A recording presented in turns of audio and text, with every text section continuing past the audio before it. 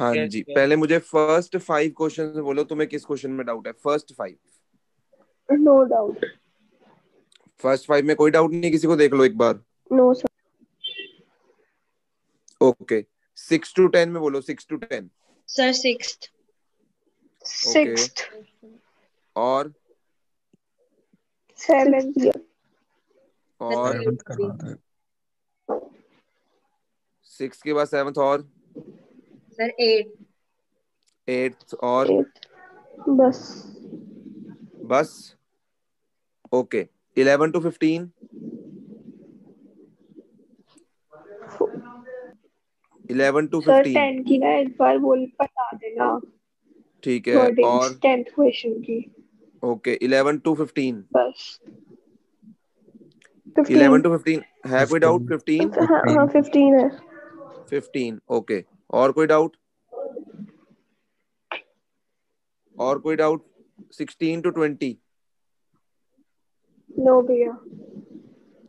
16 to 20 कोई doubt नहीं है। Sir 19th। 9th है।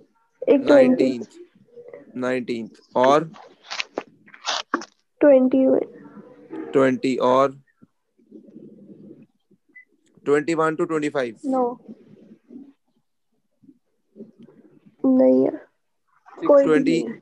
26 to 30 सर पीछे था मेरा सिक्स्थ क्वेश्चन। मार्क्ड है वो। 9th भी। 9th नहीं मार्क्ड। हाँ जी। 13th भी सॉरी। 20 कौन सा? 13th। 13th हाँ जी। नेक्स्ट बोलो 21 to 25। 21 ये तो उस दिन करवाया मैंने क्लास में सीरत। 21st क्वेश्चन तो उस दिन मैंने डिस्कस किया था ना मॉडर्न का। किसका डाउट था ये? मेरा ही था सर।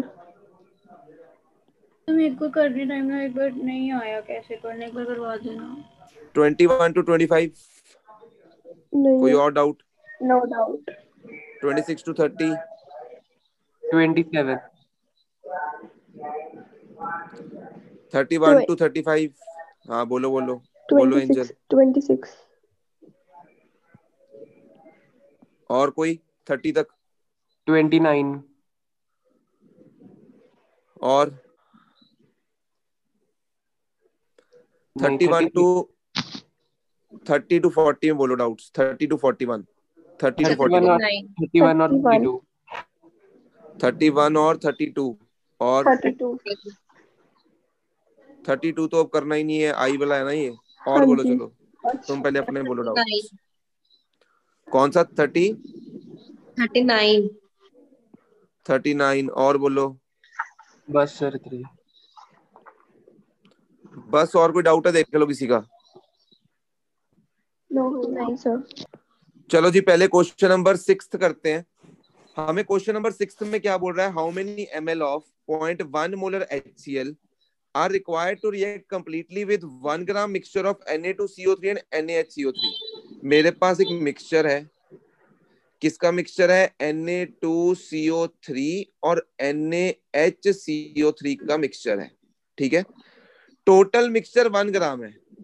अगर मैं Na2CO3 को x ग्राम मान लेता हूं कि उसमें Na2CO3 x ग्राम है, तो NaHCO3 कितना होगा? 1 - x।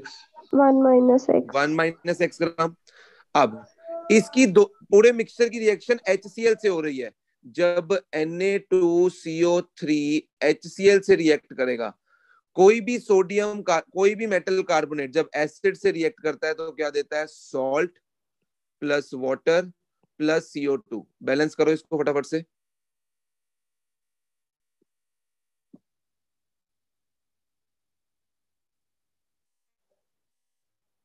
देखो बैलेंस होगी ये?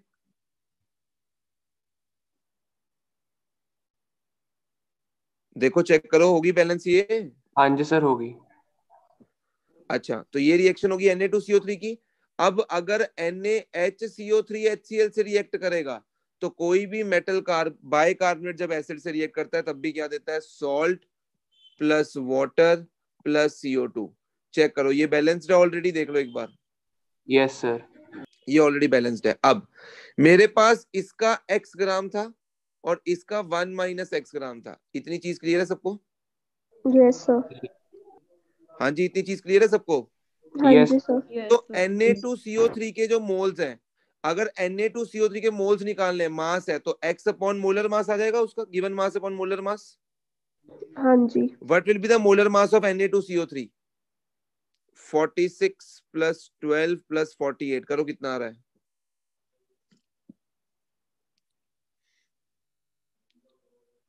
जल्दी से बताओ कितना आ रहा है ये? 106.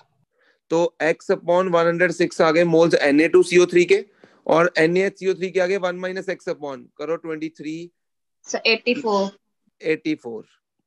तो ये मेरे पास मोल्स आ गए NaHCO3 के। अब अगर मेरे पास मोल्स Na2CO3 के x/106 है, तो अकॉर्डिंग टू स्टोइकियोमेट्री मेरे पास HCl के कितने होंगे? इसके डबल होंगे, मोल कॉन्सेप्ट को यूज करते हुए। इसके Yes, sir. 1 है तो इसके 2 है, तो इसके x/106 है तो उसके डबल होंगे, यस और नो? हाँ जी सर। Yes, sir. तो 2x अपॉन 106 मोल्स किसके आगे? मेरे पास HCl के। इतनी बात समझ आ रही है? हाँ जी सर. और नीचे से कितने आएंगे मेरे पास HCl के मोल्स? जितने NaHCO3 के हैं उतने ही HCl के आएंगे, यानी 1 minus X upon 1 84। Minus.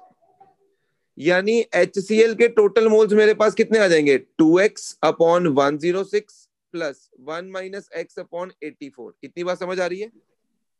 Yes, sir. और हमें पता है कि जो मोल्स होते हैं, मोल्स, हमें पता है molarity is equal two moles into volume. तो सॉरी, मोल्स अपॉन वॉल्यूम। तो मोल्स क्या होते हैं? Molarity into volume. तो मैं इसी को हम इज इक्वल टू क्या रख सकते हैं? Molarity into volume. मोल्स को HCl की मोलैरिटी इनटू वॉल्यूम, यस और नो? Yes, sir. तो मोलैरिटी मुझे किसकी गिवन है? HCl की 0.1। मुझे क्या निकालनी है? वॉल्यूम, यस और नो? हाँ जी। ठीक है, बट पहले मुझे क्या निकालना पड़ेगा? x। अब x निकालने के लिए उसने क्वेश्चन में दे रखा है तुम्हें, क्या दिया क्वेश्चन में? Containing equimolar amounts of both, यानी इन दोनों के मोल्स इक्वल हैं, यानी x upon 106 is equal to 1 minus X upon 84। क्या यहाँ से x आ जाएगा? Yes, sir. Yes. अगर यहाँ से x आ गया तो x को यहाँ पुट करके HCl के मोल्स आ जाएंगे, हाँ जी हाँ सर. जी। और उसको तुम मोलैरिटी इनटू वॉल्यूम से इक्वेट करोगे तो तुम्हारे पास वॉल्यूम आ जाएगी। Yes. देख ठीक है लो, सर। सबको क्लियर है क्वेश्चन ये?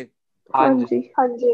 यस सर ओके, नेक्स्ट है मेरे पास क्वेश्चन नंबर 7। क्वेश्चन नंबर 7 में मेरे को क्या बोल रहा है, ध्यान से पहले चेक करो। क्वेश्चन नंबर 7 में बोल रहा है मुझे, एक सेकेंड क्वेश्चन पढ़ लूं। Calculate the percentage composition in terms of mass of solution obtained by mixing 300 gram of 25% and 400 gram of 40% solution by mass. तो पहले मास अगर मैं एक कंपोनेंट का निकालूंगा तो वो कितना है? 25% ऑफ 300 ग्राम, यानी it will B 25 upon 100 into 300 ग्राम। इतना ही दिया हुआ ना, तो ये कितना आ जाएगा? 0 से 0 75 ग्राम। ठीक है, और दूसरे कंपोनेंट का कितना दिया हुआ? 40% ऑफ 400 ग्राम, तो ये मेरे पास कितना आ गया? 160 ग्राम, यस और no? Yes, sir. Total mass solute का कितना हो गया? 160 प्लस 75, 5 ये हो गया 235। टोटल मास ऑफ सॉल्यूट कितना हो गया? 235 ग्राम, यस और नो? Yes, sir. और टोटल मास सॉल्यूशन का कितना हो गया? 300 ग्राम हमने एक कंपोनेंट डाला है, 400 ग्राम दूसरा, तो 700 ग्राम हो गया, यस। यस और नो? हाँ जी। Yes sir. तो टोटल मास ऑफ सॉल्यूशन कितना हो गया? 700 ग्राम। अब हमें निकालना क्या है?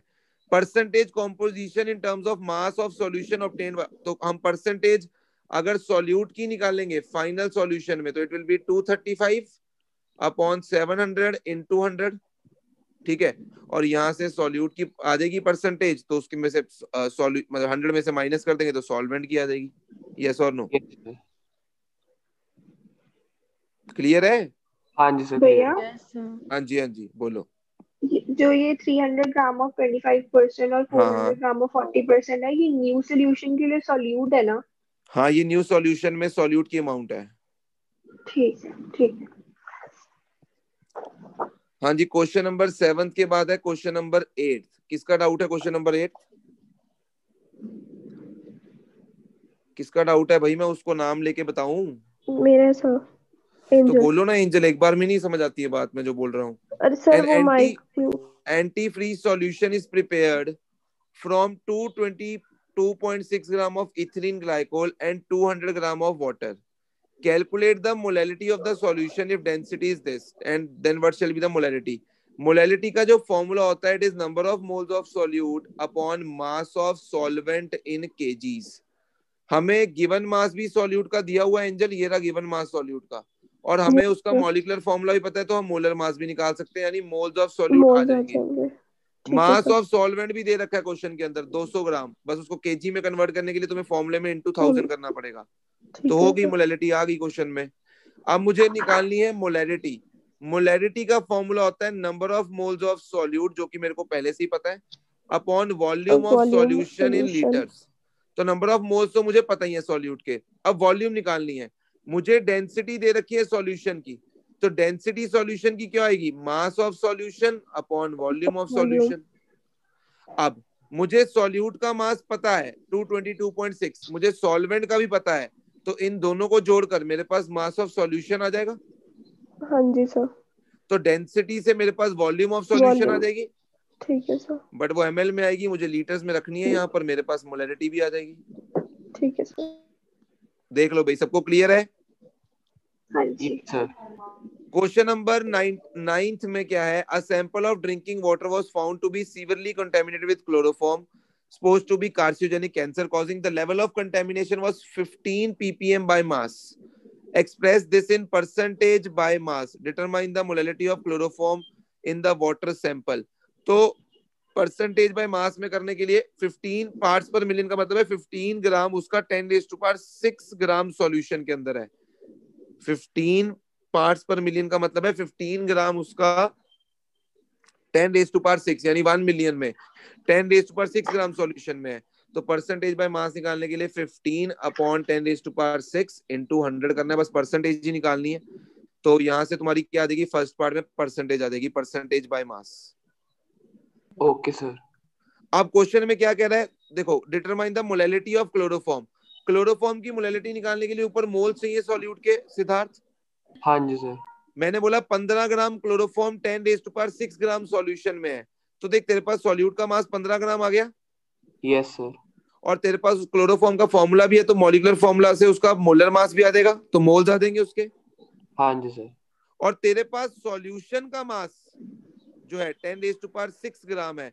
अब क्योंकि सॉल्यूट बहुत ही कम है, तो इसी को हम क्या ले लेंगे? सॉल्वेंट का मास भी ले सकते हैं 10⁶। Yes sir. सॉल्यूट बहुत कम है ना, तो जो सॉल्यूशन का मास है वही हम क्या ले लेंगे? मास ऑफ सॉल्वेंट, यानी नीचे क्या आ जाएगा? 10⁶ इंटू क्या आ जाएगा? 1000, क्योंकि ये ग्राम्स में, तो यहाँ से मोलैलिटी आ जाएगी। ठीक है सर। क्लियर है? हाँ जी सर, क्लियर है। नेक्स्ट क्वेश्चन है मेरे पास 9th question. A sample of drinking water was sorry 10th question. What role does the molecular interaction play in the solution of alcohol and water? तो alcohol और water को जब हम Yashika mix करेंगे, अल्कोहल में भी हाइड्रोजन बॉन्डिंग है, water में भी हाइड्रोजन बॉन्डिंग है। जैसे ही मिक्स करेंगे तो अल्कोहल वाटर के हाइड्रोजन बॉन्ड्स को वीकर कर देगा, जिसकी वजह से क्या होएगा? फोर्स ऑफ अट्रैक्शन कम हो जाएगी और वेपर प्रेशर क्या हो जाएगा? बढ़ जाएगा। यस और नो? बस यही लिखना है इसमें यशिका। ठीक है, ठीक है। क्लियर है कि अल्कोहल और वाटर में दोनों में हाइड्रोजन बॉन्डिंग है, बट वाटर में हाइड्रोजन बॉन्डिंग अल्कोहल से ज्यादा है। तो अल्कोहल को जैसे ही मिक्स करोगे वाटर के अंदर, तो अल्कोहल वाटर के हाइड्रोजन बॉन्ड्स को तोड़ देगा, मॉलिक्यूलर अट्रैक्शन को वीक कर देगा और वेपर प्रेशर को इंक्रीज कर देगा। ठीक है। Next question, question number 13th में क्या कह रहा है? Partial pressure of ethane over a solution containing इतने ग्राम ऑफ इथेन इज 1 बार। इतने ग्राम इथेन है हमारे पास और प्रेशर कितना एक्सर्ट कर रहा है? 1 बार। If the solution contains 5.00 into 10⁻² gram ethane, then what shall be the partial pressure? देख तेरे को सिद्धार्थ, ये मास गिवन है, यस और नो? Yes sir. तेरे को फॉर्मूला भी पता है कि P इज इक्वल टू क्या होता है? KH into X। Yes sir. ठीक है, तो अब तेरे को यहाँ पर प्रेशर जो है वो गिवन है। हाँ जी सर। प्रेशर गिवन है ना तेरे को, तो अब तेरे को the partial pressure of ethane over a solution containing इतने gram of methane is this. तो अब तेरे को क्या निकालनी है? P is equal to KH X से। अगर मुझे P पता है, मुझे X पता है कि नहीं, ये बताओ, मुझे X पता है कि नहीं? हाँ जी सर पता है। x कैसे निकालोगे? What is x? 5 into 10⁻² divided by molar अरे mass। नहीं, फर्स्ट पार्ट को देख, फर्स्ट पार्ट को देख, फर्स्ट पार्ट को देख, सेकंड पार्ट को मत देख। अच्छा वहां से KH आ जाएगा। हाँ एग्जैक्टली, फर्स्ट पार्ट से प्रेशर पता है, ये पता है, सॉल्युबिलिटी पता है तेरे को, यहाँ से KH आ जाएगा। सेकंड पार्ट में KH को यूज करके, और देखो फिर से सॉल्युबिलिटी तो दी हुई है, प्रेशर आ जाएगा। ठीक है सर। पहले पार्ट से KH निकालना है और दूसरे पार्ट में KH को पुट करके प्रेशर निकालना है। Okay sir. नेक्स्ट किसका डाउट है? Question number 15। सिद्धार्थ। ये भी क्वेश्चन मैंने DPP 1 का लास्ट क्वेश्चन डिस्कस किया था, वही है। An aqueous solution of 2% non volatile solute, यानी 2 ग्राम सॉल्यूट है और हमारे पास 98 ग्राम ऑफ सॉल्वेंट है। तो हमें मिल गया है 98 ग्राम ऑफ वाटर है, तो हमें मिल गया है कि सॉल्यूट कितना है और सॉल्वेंट कितना है। एक्सर्ट्स अ प्रेशर ऑफ 1.00, यानी PA गिवन है 1.004 बार, ये हमें गिवन है क्वेश्चन में। At the normal boiling point of solvent, तो मैंने बोला था नॉर्मल बॉइलिंग पॉइंट का मतलब क्या होगा, जब जो एक्सटर्नल जो पार्शियल प्रेशर है प्योर का, it will be equal to 1 atmosphere, और 1 एटमॉस्फेयर मैंने बोला था कितना होता है 1.01325 बार, याद करो। तो P0A तुम्हें मिलेगा इस डेफिनेशन से, normal boiling point of solvent. याद है DPP 1 में मैंने एक ही क्वेश्चन डिस्कस किया था और यही वाला था वो। हाँ जी सर याद है। तो अब बस तूने फॉर्मूला लगा देना है, P0A minus PA upon PA is equal to NB upon NA। सब कुछ तेरे को गिवन है except the molar mass of solute.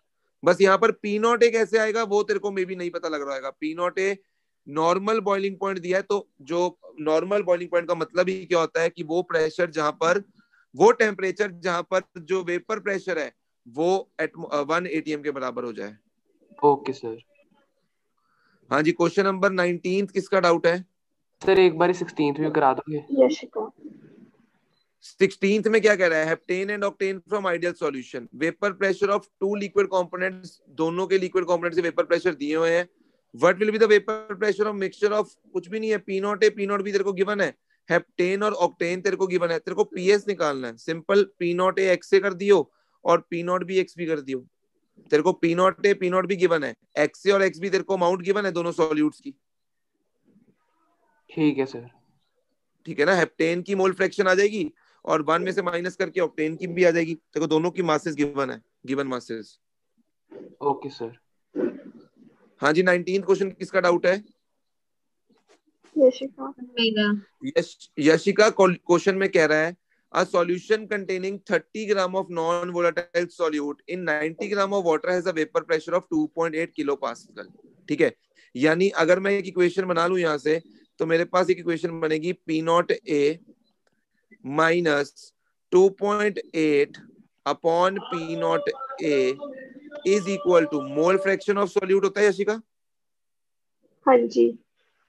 तो मोल फ्रैक्शन ऑफ सॉल्यूट कैसे निकालूंगा? 30 gram of non volatile solute है तो given mass upon molar mass upon given mass upon molar mass plus 90 upon 18। इतनी बात समझ आ रही है?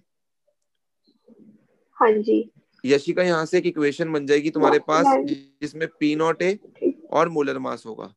अब वो क्या कह रहा है? Further 18 gram of water is then added to the solution and the new vapor pressure becomes 2.9 kilopascal। अब मैं क्या बोलूंगा? P0A माइनस 2.9, अब 2.9 हो चुका है, is equal to given mass solute का अभी भी उतना ही है, गिवन मास में कोई चेंज नहीं है, बट अब पानी 90 की बजाय कितना 18 और डाल दिया है, तो 108 अपॉन 18। यहाँ से एक दूसरी इक्वेशन आ जाएगी P0A की टर्म्स में और MB की टर्म्स में यशिका। हाँ जी। तो उसके बाद बस तुम्हारे पास 2 इक्वेशंस हैं और 2 ही अननोन्स हैं, चाहे एलिमिनेशन लगा देना चाहे जो मर्जी लगा देना। तो मोलर मास भी आ जाएगा, वेपर प्रेशर ऑफ मतलब P0A भी आ जाएगा। सर यहाँ पे हम डिनोमिनेटर में P0A की जगह PA यूज कर सकते हैं? हाँ कर सकते हो, फिर NB अपॉन NA वाला फॉर्मूला यूज कर लेना। Okay sir. अगर PA यूज करोगे तो फिर NB अपॉन NA लिख लेना, उससे भी कर सकते हो, कोई दिक्कत नहीं है। ठीक है सर। हाँ जी, 19th के बाद 20th किसका डाउट है? 20th question sir angel. 5% solution by mass of cane sugar in water has a freezing point of 271 Kelvin. Calculate the freezing point of 5% glucose in water if the freezing point of pure water is this. तो पहली statement मुझे दिया हुआ है 5% by solution of cane sugar, यानी 5 ग्राम मेरे पास क्या है, केन शुगर है, दैट इज C6H12O6। ठीक है, तो 5 ग्राम मेरे पास गिवन मास है केन शुगर का, और मेरे को TF भी गिवन है कितना, 271 केल्विन। तो अगर मैं डेल्टा TF का फॉर्मूला लगाऊं फर्स्ट वाले के लिए, it will B KF into molality. मुझे शायद KF नहीं गिवन है, चेक करो, मुझे KF नहीं गिवन है। Yes. मैं डेल्टा TF निकाल सकता हूँ एंजल, T0F माइनस TF से। T0F भी तुम्हें गिवन है प्योर वाटर का। हाँ जी।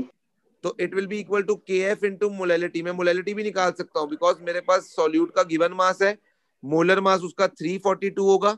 ठीक है, तो मोल्स आ जाएंगे, और नीचे मास ऑफ सॉल्वेंट मुझे दिया हुआ है कितना, अगर 5% उसमें सॉल्यूट है तो उसमें 95 ग्राम क्या आएगा एंजल, पानी। पानी। तो मोलैलिटी में क्या लिखूंगा, 5/342 अपॉन 95 इंटू 1000। यहां से निकलेगा KF। अब यहां से फर्स्ट पार्ट से KF निकाल लिया। सेकंड पार्ट में 5% ग्लूकोज दिया हुआ है, यानी ग्लूकोज 5 ग्राम और पानी 95 ग्राम। और अब मैं फिर से डेल्टा TF का फॉर्मूला लगाऊंगा, that will be equal to KF into molality. KF जो ऊपर से निकाला है वही यूज करूंगा, मोलैलिटी मुझे फिर से मिल जाएगी बिकॉज मेरे पास सॉल्यूट का मास भी है, सॉल्वेंट का मास भी है। ठीक है, और यहां से मैं क्या निकालूंगा, इसको लिखूंगा T0F माइनस TF। T0F भी मुझे पता है, तो क्या निकालना है, TF। ठीक है सर। हाँ जी, क्वेश्चन नंबर 21। क्वेश्चन नंबर 21 में कह रहा है दो एलिमेंट्स हैं A and B, form compounds having molecular formula AB2 and AB4। When dissolved 20 gram of benzene, 1 gram of AB2 lowers the freezing point by 2.3 Kelvin. यानी delta TF is equal to KF into molality। तो delta TF मुझे given है first case में, AB2 के case में जो delta TF की value है that is 2.3 kelvin. Freezing point lower हो रहा है by 2.3 kelvin. KF as it is, और मोलैलिटी में निकाल सकता हूँ नंबर ऑफ मोल्स। तो नंबर ऑफ मोल्स कितने AB2 के, 1 ग्राम उसका गिवन मास है। अब AB2 है, AB2 में मैं अगर A के एटॉमिक मास को X मान लूं और B के एटॉमिक मास को Y मान लेता हूं, तो मेरे पास मोलर मास कितना हो जाएगा, X plus 2Y। Yes sir. तो गिवन मास सॉल्यूट का 1 है AB2 के केस में, और मोलर मास कितना हो गया, X प्लस 2Y। अब सॉल्वेंट कितना है मेरे पास, मोलैलिटी के लिए मुझे सॉल्वेंट भी चाहिए होगा 20 ग्राम ऑफ बेंजीन, यानी सॉल्वेंट कितना है 20 और इनटू क्या हो जाएगा 1000। यहां से X और Y में एक स्टेटमेंट आ जाएगी। Yes sir. सीरत, ये क्वेश्चन ना तुम्हारे लिए समझाया जा रहा है, तुम्हें छोड़कर ना बाकियों की यस आ रही है सिर्फ। सुन रहे हो तो यार, मुझे नहीं पता तुम सुन रहे हो कि नहीं, वो तुम्हें यस और नो में बताना पड़ेगा, तुम मेरे सामने नहीं हो। नेक्स्ट उसने क्या दिया है कि whereas 1 gram of AB4 lowers the freezing point by 1.3 kelvin. यानी अब मैं क्या कहूंगा कि फ्रीजिंग पॉइंट लोअर हुआ 1.3 केल्विन से, KF एज इट इज। अब 1 ग्राम AB4 का है, तो AB4 है, तो अगर A का मैंने X माना है एटॉमिक मास, तो B का Y माना है, तो मोलर मास अब कितना हो जाएगा, X प्लस 4Y। और अब सॉल्वेंट कितना दिया हुआ मुझे, सॉल्वेंट की अमाउंट मुझे कितनी दी हुई है, वही सेम ही है, यानी कितनी है 20 ग्राम। तो 20 इंटू क्या हो जाएगा 1000। यहां से X और Y में एक दूसरी इक्वेशन आएगी, तो दो इक्वेशंस आ जाएंगी X और Y में, और वही दो चीजें निकालनी है, दो इक्वेशंस, दो वेरिएबल्स। तुम्हारे पास X भी आ जाएगा, Y भी आ जाएगा। X एटॉमिक मास A का होगा, Y एटॉमिक मास B का होगा। हाँ जी, क्लियर है? Yes, sir. 26th क्वेश्चन में क्या कह रहा है, if density of some lake water is 1.25 gram per ml and contains 92 gram of sodium ions per kg of water, calculate the molarity of sodium ions. तो पहली चीज तो मुझे गिवन मास दिया हुआ, चेक कर लो। Yes sir. मोलैरिटी निकालनी है क्वेश्चन में, मोलैलिटी निकालनी है। मोलैरिटी का फॉर्मूला, मोलैलिटी है, मोलैलिटी स्मॉल m की कैपिटल M? छोटा है। अरे मोलैरिटी लिखा है यहाँ पर सर, पर यहाँ पे बुक में L दिया हुआ है R की जगह। अच्छा, मे भी मिस प्रिंटिंग होगी मेरी बुक में। तो मोलैलिटी निकालनी है, ऊपर चाहिए number of moles of solute. आ जाएंगे, सॉल्यूट का मास 92 ग्राम है और given mass 92, molar mass 23, mass of solvent दिया हुआ है 1 kg, तो मोलैलिटी आ जाएगी यहां से, बस और क्या चाहिए तुम्हें, खत्म। बोलो भाई। वो डेंसिटी का वहां पे यूज हुआ फिर नहीं है यूज, अब जरूरी थोड़ी हर चीज यूज ही हो। अब ये थोड़ी क्वेश्चन में जो कुछ भी दिया वो यूज ही होना चाहिए। ओके भैया। 27th question, if the solubility product, ये +1 का है सॉल्युबिलिटी प्रोडक्ट का, तुम्हें सॉल्युबिलिटी प्रोडक्ट यानी KSP गिवन है कितना, 6 × 10⁻⁻16। Calculate the maximum molarity of CuS in aqua solution. तो हम मान लेते हैं कि उसकी सॉल्युबिलिटी जो है CuS की सॉल्यूशन के अंदर S है, तो KSP will be equal to CuS के लिए अगर मैं S लिखूंगा Cu + 2 × S - 2 AB type of salt, तो S² के बराबर होगा, तो S विल बी √6 × 10⁻⁻16। सिद्धार्थ +1 का है, ठीक है सर। सॉल्युबिलिटी प्रोडक्ट का KSP = S² वाला रिलेशन यूज करूंगा, यहाँ से सॉल्युबिलिटी S आ जाएगी। Okay sir. Next 29 question. Nalorphine, similar to morphine, is used to combat withdrawal symptoms in narcotic users. Dose of nalorphine generally given is 1.5 milligram. Calculate the mass of 1.5 × 10⁻³ molar aqueous solution required for the above dose. देखो पहली बात तो 1.5 × 10⁻³ molar का मतलब क्या आएगा कि 1.5 × 10⁻³ moles नैलोफ्रीन के मेरे पास 1 kg वाटर में। Yes sir. हाँ जी। यस और नो? हाँ जी। तो 1 kg वाटर में मेरे पास नैलोफ्रीन के कितने मोल्स हैं, 1.5 × 10⁻³ मोल्स। मोलर मास तुम्हें नैलोफ्रीन का फॉर्मूला दिया, उसका मोलर मास निकालना जरा, कितना आ रहा है? 311। तो मोल्स इनटू मोलर मास, मुझे गिवन मास दे देंगे? हाँ जी। यस और नो? हाँ जी। भाई ये मोल्स मेरे पास हैं, मोल्स इनटू मोलर मास मुझे क्या दे देंगे, गिवन मास दे देंगे। Given mass. तो मोल्स इनटू मोलर मास से मैंने गिवन मास निकाल लिया, देखो कितना आ रहा मल्टीप्लाई करके, 0.46। 0.46 आ गया मेरे पास।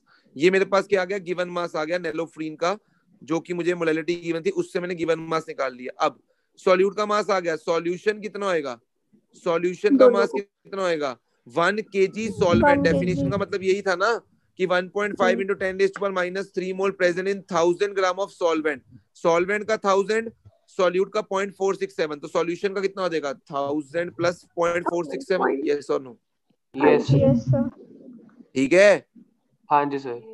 तो अगर मेरे पास 0.467 ग्राम नैलोफ्रीन है, तो मुझे सॉल्यूशन का कितना मास चाहिए उसके लिए, 4 ये चाहिए। यस और नो? 1000.46। यस और नो? हाँ जी। अरे सही बोल रहा हूँ?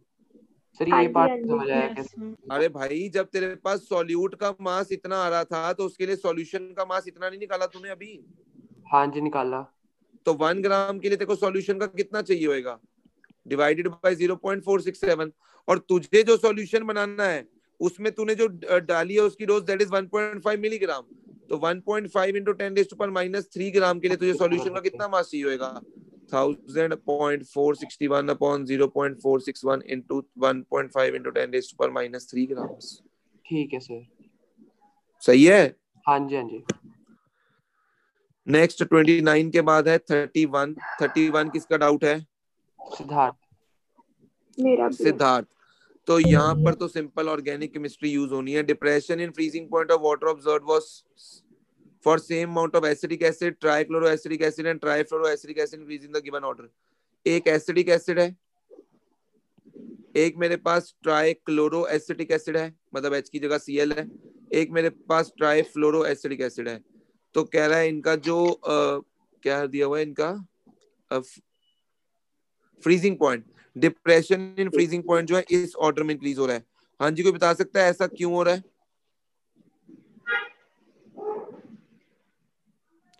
देखो तुम सबको पता ही है कि यहाँ पर आई से आएगा क्वेश्चन, जिसका आई ज्यादा होएगा उसका डेल्टा TF क्या होएगा, ज्यादा आएगा।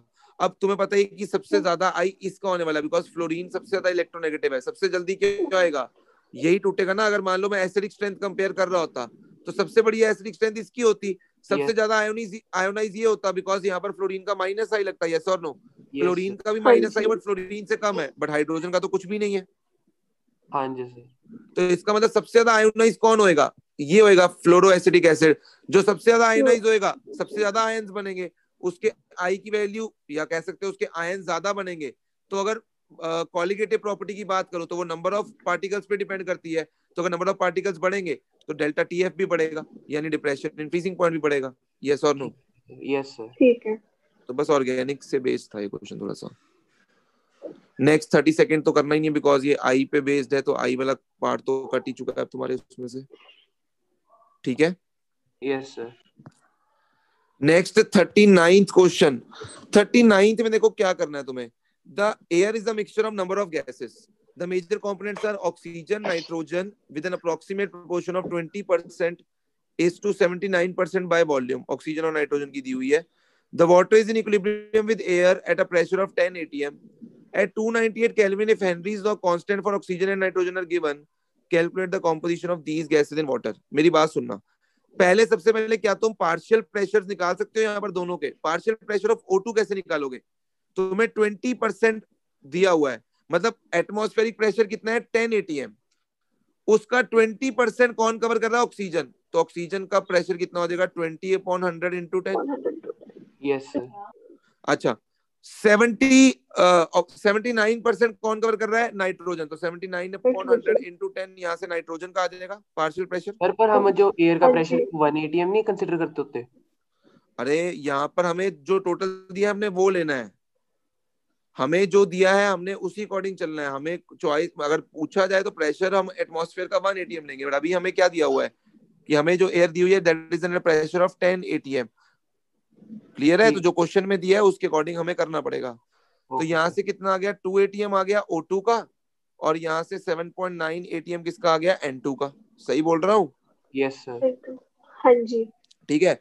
अब हेनरीज लॉ लगा दो बस, PO2 is equal to KH into XO2, और PO2 तुम निकाल चुके हो, KH तुम्हें गिवन है बट KH तुम्हें mm में गिवन है, तो तुम्हें इन ATM वाले प्रेशर को mm ऑफ Hg में कन्वर्ट करना पड़ेगा इंटू 760 करके, क्योंकि तुम्हारा KH जो है वो mm ऑफ Hg में गिवन है, इसलिए तुम्हें ये प्रेशर को किसमें कन्वर्ट करना पड़ेगा, mm ऑफ Hg। बोलो यहाँ से x निकल आएगा। हाँ जी। Yes sir. तो बस दोनों के लिए x ही निकालने, मोल दोनों की सॉल्युबिलिटी निकालनी है तुम्हें। ठीक है। बोलो क्लियर है। हाँ जी क्लियर है। तो कल सॉल्यूशन का टेस्ट है, जो नहीं आया मे बी शायद उनको सारी एनसीईआरटी आती होगी, और कल वो पता लग ही जाएगा किसको कितना आता है और कितना नहीं आता, ठीक है। मैंने पहली चीज बोली थी जब टेस्ट सीरीज शुरू हुई थी कि सीरियस होके काम करना, ठीक है, बट अगेन कईयों को नहीं वो चीज समझ आ रही है, तो अच्छी बात है। जब नंबर नहीं आएंगे तो एटलीस्ट उनको अपने आप से, क्योंकि मैं नहीं बोलूंगा अब तो सेल्फ रियलाइजेशन होगी तो ठीक है, नहीं तो जय माता दी। तो अब मिलेंगे हम कल टेस्ट में। सर वो टेस्ट के एग्जांपल भी टाइमिंग्स, पढ़ा था अभी, हाँ जी वो 7.8 या 9 वाला एग्जांपल था ना जो आपने कहा था एंड में कराओगे। 7.8 और 9 वाला एग्जांपल भी देख लो। 7.8 ऊपर 2 पॉइंट कुछ ऐसे है। 7.8 के 2 पॉइंट कुछ होगा, 2.4 था। यस।